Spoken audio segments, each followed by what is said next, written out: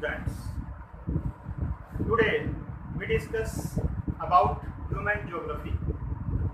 Your a basic concept of human geography books chapter 2 मानव भूगोल के सिद्धांत।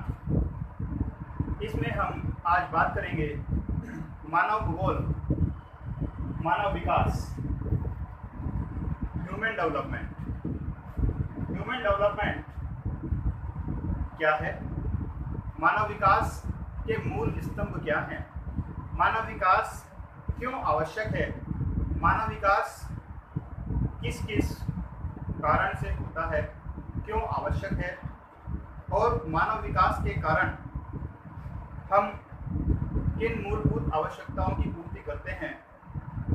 आइए बात करेंगे सबसे पहले सी स्टार्ट मानव विकास के चार स्तंभ। In this figure we can see the 4 pillar of human development. This is the necessary and most important part of human development. So let's start. We discuss first of all मानव विकास का पहला स्तंभ जो आता है उसमें चार बातें महत्वपूर्ण हैं। पहली समता, मीन्स सभी मानव आपस में समता बनाकर कार्य करें, एक समान दृष्टि हो, समान रूप से कार्य करने की क्षमता उनमें जागृत हो, समभाव की दृष्टि से कार्य करते हुए आगे बढ़ें। समता is the most important part of human development. The second part of is सतत पोषणीयता। पोषण का स्तर सभी मानव में सही मात्रा में होना चाहिए। सतत पोषणीयता विकास का सूचक होती है। विकास व्यक्ति जब ही कर पाता है जब उसे पोषण की मात्रा सतत रूप से प्राप्त हो रही हो। तीसरा मुख्य बिंदु है इसमें उत्पादकता, प्रोडक्टिविटी। विकास के लिए, मानव विकास के लिए productivity is the most important factor of everything. उत्पादक और उत्पादकता दो महत्वपूर्ण चीजें हैं। किस चीज का उत्पादन हो रहा है और उसकी उत्पादकता का प्रतिशत क्या है। उत्पादक क्षमता किस प्रकार की है, उत्पादकता को बढ़ाने के लिए कौन कौन से उपाय मानव ने किए हैं जिससे कि मानव का विकास सही रूप में हो सके। यहाँ ये बात ध्यान रखने की अत्यंत आवश्यक है। हम मानव विकास से संबंधित की बात करेंगे। मानव विकास अगर सही मायने में परिपूर्ण है तो क्षेत्र का विकास, आपके आसपास रहने वाले समाज का विकास, हमारे प्रदेश का विकास, राष्ट्र का विकास स्वयं हो जाएगा। तो मानव का विकास बहुत महत्वपूर्ण है। इसमें अगला पॉइंट है सशक्तिकरण। आज वर्तमान युग में इसका महत्वपूर्ण स्थान है क्योंकि इसमें दो बातें आती हैं। नंबर 1 पुरुष सशक्तिकरण, नंबर 2 महिला सशक्तिकरण। महिला सशक्तिकरण पर आज बहुतायत जोर दिया जा रहा है। अधिक से अधिक मात्रा में महिलाओं को सशक्त बनाया जा रहा है, स्वावलंबी बनाया जा रहा है। व्यक्ति पुरुष हो चाहे स्त्री, वह अपने आप में इतना सशक्त होना चाहिए कि उसका विकास रुके नहीं। अब बात करें मानव विकास का दूसरा स्तंभ है हमारा मानव विकास के घटक सूचक। इसमें आपके 3 चीजें आती हैं: संसाधनों तक पहुंच, स्वास्थ्य और शिक्षा। तीनों ही अत्यंत महत्वपूर्ण है।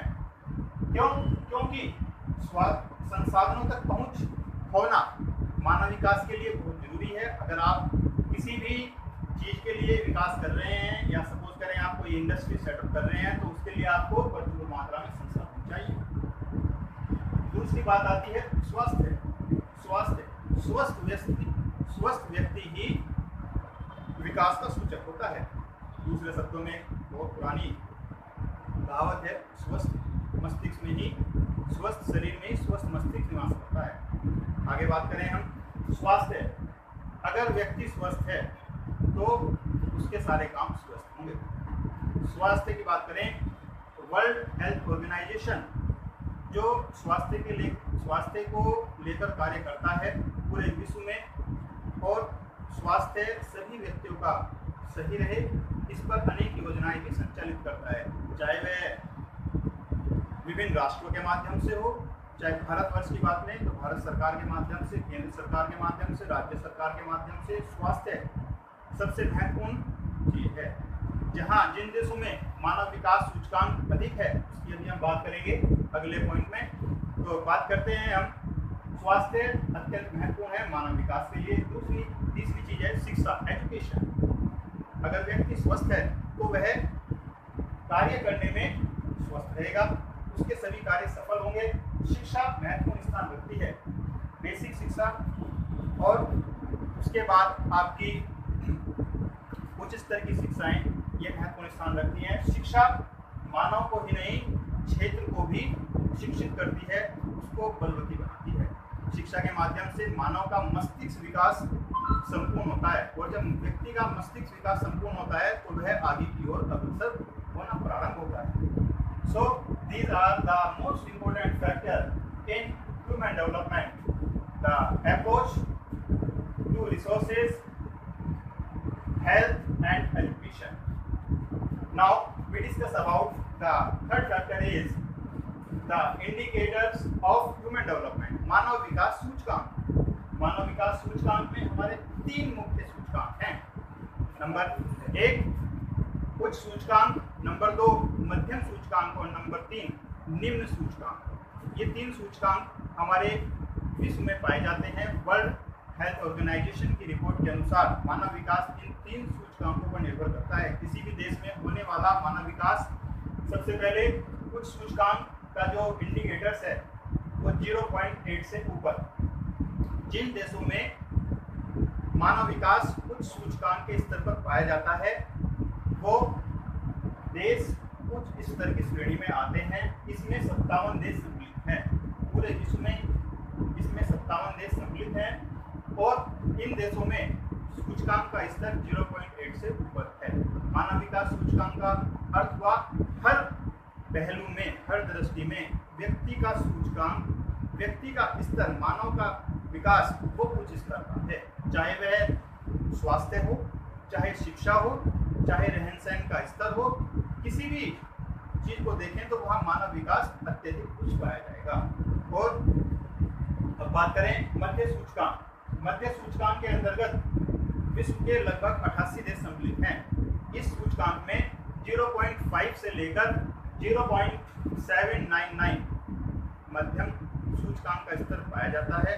इस सूचकांक के स्तर के माध्यम से मानव विकास का सूचकांक, मानव विकास का स्तर वो मध्यम स्तर का पाया जाता है, जिसमें मनुष्य को मानव विकास की दृष्टि से मध्यम स्तर की सुविधाएं, स्वास्थ्य मध्यम स्तर का, या कुछ पहलू उच्च स्तर के और कुछ मध्यम स्तर के निम्नलिखित श्रेणी में पाए जाते हैं। अब बात करें निम्न सूचकांक। ये हमारा है निम्न सूचकांक। निम्न सूचकांक, इसमें विश्व के सभी देशों की गणना करने के बाद 32 देशों को सम्मिलित किया गया है। वर्ल्ड हेल्थ ऑर्गेनाइजेशन के अनुसार इसमें 32 देश सम्मिलित हैं, और यहाँ पे सूचकांक का स्तर 0.5 से कम पाया जाता है।